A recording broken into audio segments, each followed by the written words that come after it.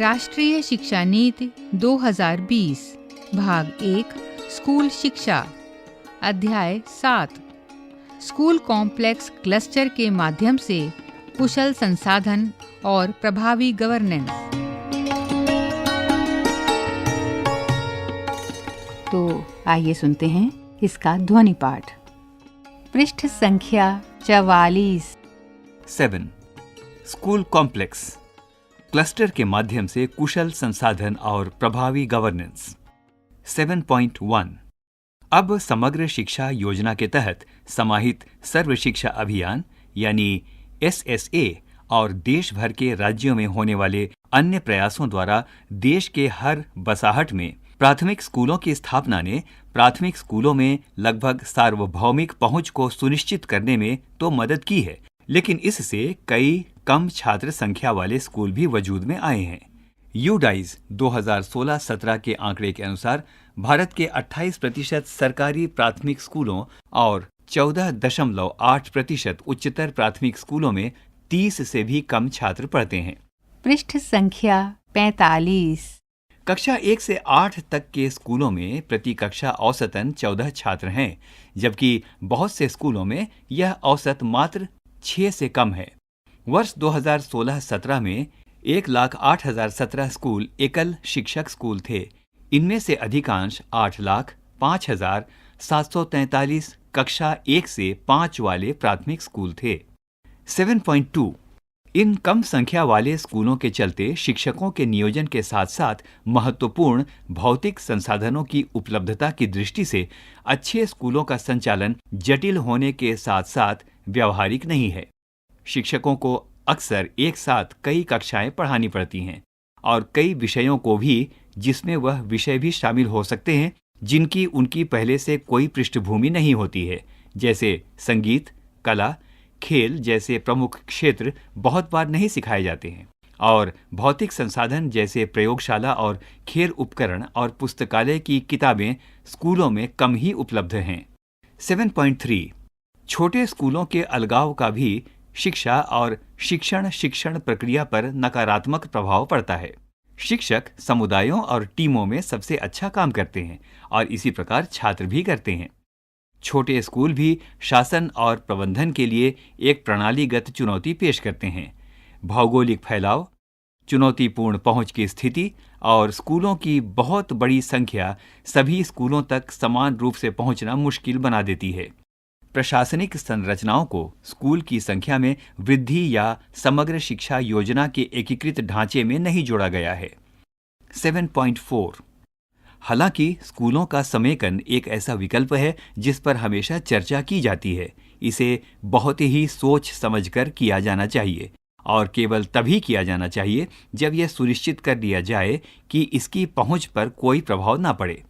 इस तरह के उपायों के परिणामस्वरूप केवल छोटे पैमाने पर समेकन की संभावना दिखती है और बड़ी संख्या में छोटे स्कूलों द्वारा उपजी संरचनात्मक समस्या और चुनौतियों का समाधान नहीं होगा।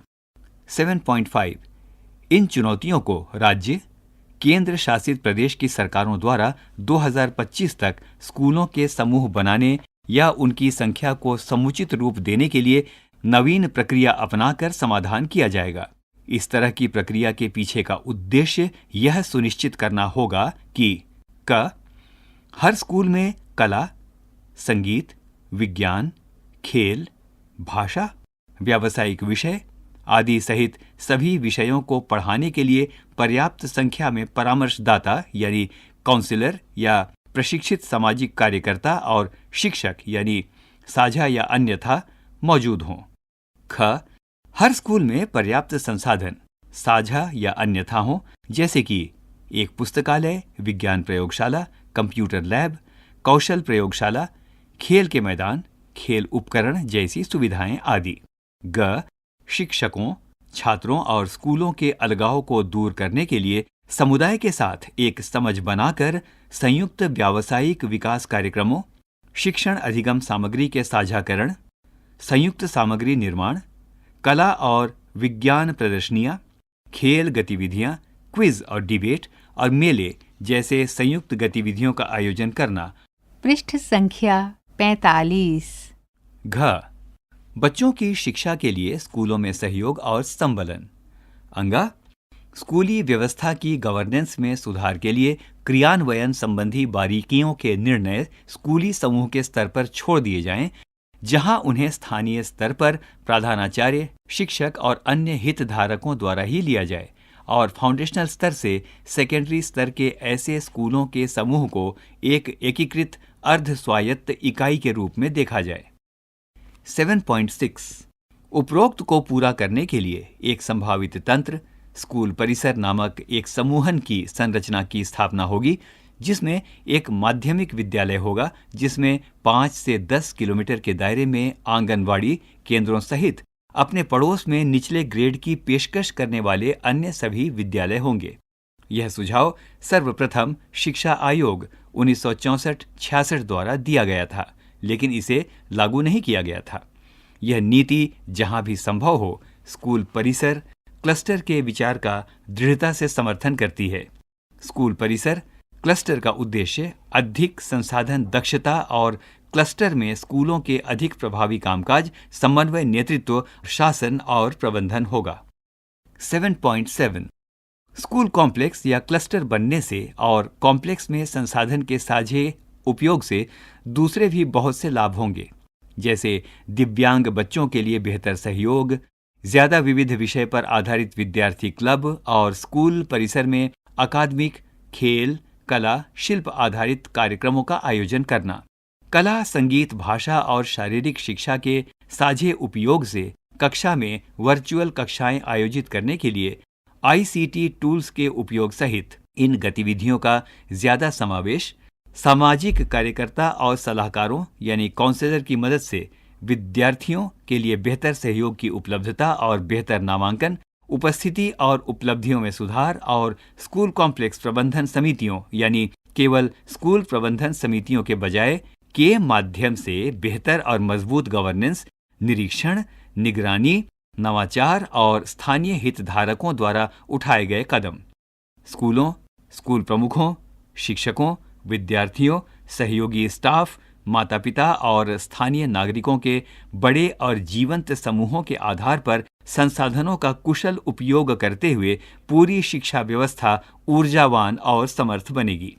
7.8 स्कूल कॉम्प्लेक्स और क्लस्टर व्यवस्था से विद्यालयों का गवर्नेंस भी सुधरेगा और अधिक कुशल बनेगा। पहले DSE स्कूल कॉम्प्लेक्स क्लस्टर के स्तर पर अधिकार देगा, जो एक अर्ध स्वायत्त इकाई के रूप में कार्य करेगा।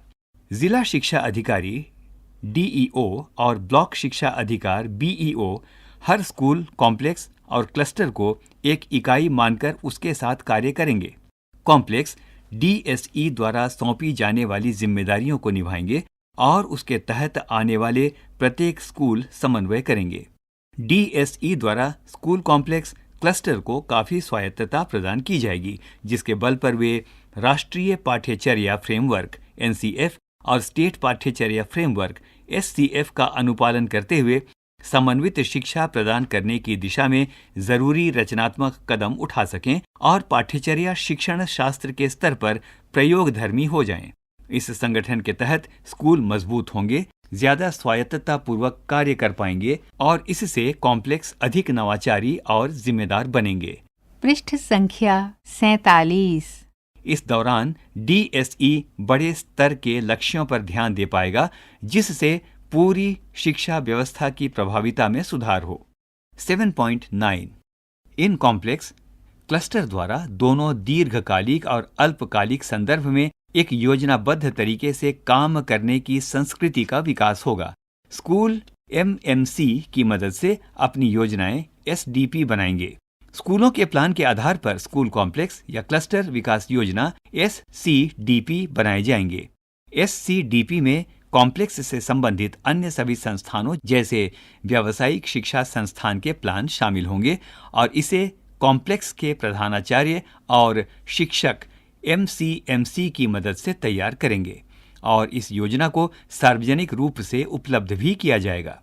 इस योजना में शामिल होंगे मानव संसाधन, शिक्षण अधिगम संस्थान, भौतिक संसाधन और इंफ्रास्ट्रक्चर सुधार के लिए ली जाने वाली पहलें, वित्तीय संसाधन, स्कूल संस्कृति संबंधी पहलें, शिक्षक क्षमता का संवर्धन योजना और शैक्षणिक परिणामों संबंधी लक्ष्य।